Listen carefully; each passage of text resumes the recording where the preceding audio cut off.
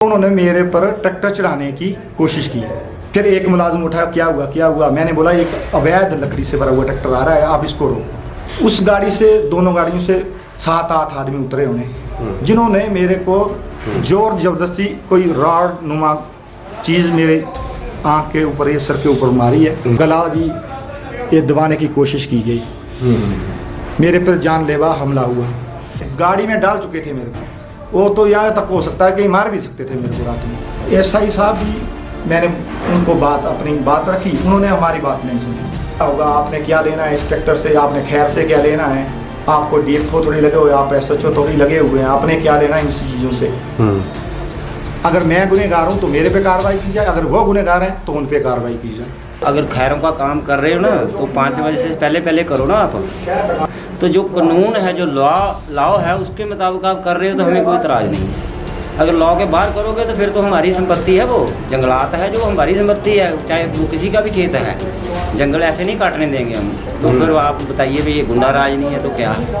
इसमें सरकार भी इन्वॉल्व है, इस मौके का एमएलए भी इन्वॉल्व है इसमें, ठीक है जी, और पूरा थाना इन्वॉल्व है इसमें। मेरा भाई कल को अकेला भी जाता है, बड़ोई में जाता है, ऊना में जाता है, तो ये कल को भी मार सकते हैं। इनका कोई भरोसा नहीं है मेरे को। थाने के सामने, मतलब ज्यादा नहीं को 5-7 मीटर आगे। भाईचारे के नशे में डूबा हिंदू कब यह बात समझेगा कि उसका एक तरफा प्यार पूरे समाज पर भारी पड़ने वाला है। जेल की हवा खाने जा रहे इस डॉक्टर से 20 साल भाईचारा निभाया तो उसने भगवान शिव को गाली दी। अब ऊना जिले की चिंतपूर्णी विधानसभा क्षेत्र से एक और खबर आ रही है कि जिहादियों की एक टोली ने एक निहत्थे हिंदू को जोल पुलिस चौकी से किडनैप करने की कोशिश की। घटना 26 जुलाई की रात की है। अमेड़ा पंचायत के बगनाल गांव में वन काटुओं का एक गिरोह खैर की तस्करी की कोशिश में था। पिछले कुछ दिनों से इस इलाके से रात के समय खैर की लकड़ी से भरी गाड़ियां निकल रही थीं। रात का समय था तो बगनाल गांव के 41 वर्षीय बलवान सिंह ने खैर से भरी एक ट्रॉली के पास खड़े शख्स से पूछा कि भाई ये किसकी लकड़ी है और इस समय हमारे गांव में तुम लोग कर क्या रहे हो। मामला संदिग्ध लगा तो बलवान ने एक आदर्श हिमाचली का कर्तव्य निभाते हुए वन विभाग से संपर्क किया। वन रक्षक कमलजीत मौके पर पहुंचे, परंतु उन्होंने क्या एक्शन लिया किसी को नहीं पता। हालांकि तब यह तय हो गया था कि ट्रैक्टर रात को नहीं निकलेगा, अब सुबह ही बात होगी। बलवान ने हमें बताया कि वह थोड़ी देर बाद अम्बेड़ा की ओर निकला तो रास्ते में वही ट्रैक्टर जोल की ओर जाता दिखाई दिया।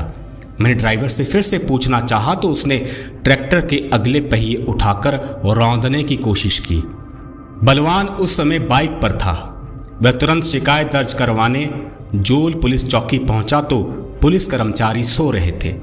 जैसे तैसे बाइक का हॉर्न बजाकर उन्हें उठाया गया। बलवान ने पुलिस वालों को बताया कि खैर की लकड़ी से भरा ट्रैक्टर अभी यहां से गुजरने वाला है और उसके चालक ने मुझे रौंदने की कोशिश की है। जोल पुलिस चौकी बड़ूही तलमेड़ा मार्ग पर ही स्थित है। पुलिस वाले सड़क किनारे पहुंचे लेकिन उन्होंने खैर तस्करों को पकड़ने में कोई दिलचस्पी नहीं दिखाई। बलवान का आरोप है कि पुलिस वाले यह कहते रहे कोई बात नहीं, हम ट्रैक्टर का पीछा करके उसे पकड़ लेंगे, मगर ऐसा हुआ नहीं। ट्रैक्टर के साथ चल रही एक बोलेरो और एक अन्य एसयूवी से कुछ लोग बाहर निकलते हैं और 2 पुलिस वालों के सामने ही बलवान पर किसी हथियार से हमला कर देते हैं।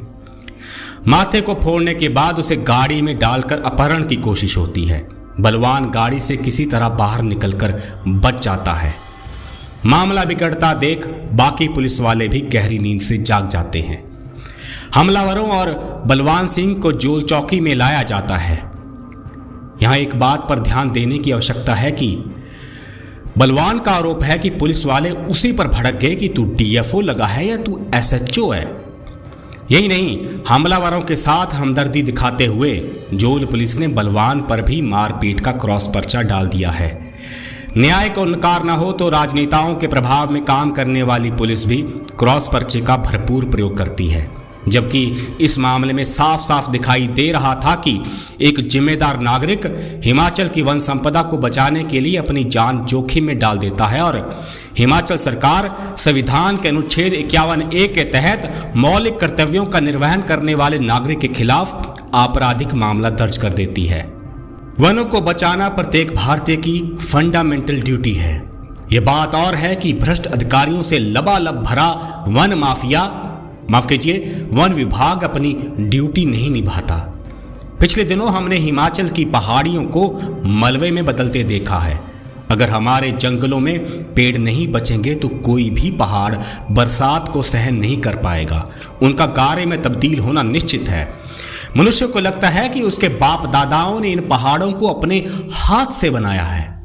उसे लगता है कि किसी भ्रष्ट अधिकारी को पैसे खिलाकर एक कागज पर 4 अक्षर लिखने से नदी और जंगल उसकी मलकियत बन जाते हैं।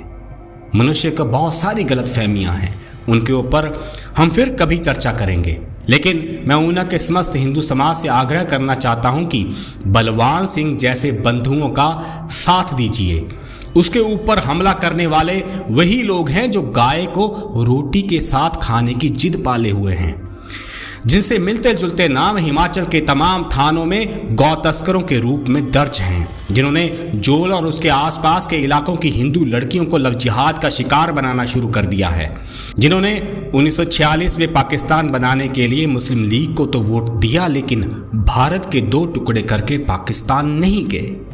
यूं तो कलयुग में हिंदू समाज के लोग भी वनों को काट कर पाप के भागी बन रहे हैं। हर गांव में नए नए लकड़ी के ठेकेदार चड़ेल बूटी की तरह पैदा हो गए हैं, जिनका एक ही लक्ष्य है कि किसी तरह हिमाचल के जंगलों से आखिरी पेड़ को काटकर होशियारपुर के आरों तक पहुंचा दिया जाए। बलवान पर हमला करने आए जिहादियों पर भी किसी स्थानीय हिंदू पत्रकार का हाथ बताया जा रहा है। सूचना मिल रही है कि वह कथित पत्रकार SC एक्ट का झूठा पर्चा डालने की धमकी भी देता है। और फिर से वही सवाल खड़ा होता है कि पत्रकारिता की आड़ में क्या चल रहा है। एक वन काटू ठेकेदार को भला किस अखबार या चैनल ने पत्रकार भर्ती कर लिया? पत्रकारिता ठेकेदारी नहीं है, वन काटू पत्रकार नहीं हो सकता, SC एक्ट के पर्चे की धमकी देने वाला पत्रकार नहीं हो सकता, जिहादियों और गौ तस्करों का हिमायती भी पत्रकार नहीं हो सकता। इसलिए फर्जी पत्रकारों को उनकी असली जगह दिखाने में भी आपका सहयोग मिलता रहना चाहिए। हमारी एक ही मांग है कि पुलिस इस मामले में सच्ची जांच करे और जो भी दोषी हैं उनके खिलाफ कड़ी से कड़ी कार्रवाई की जाए। अगर आपको लगता है कि हम सही कार्य कर रहे हैं तो आप हमें नीचे दिए गए गूगल पे, पेटीएम, फोन पे और UPI नंबर पर प्रेम और आशीर्वाद भेज सकते हैं। धन्यवाद।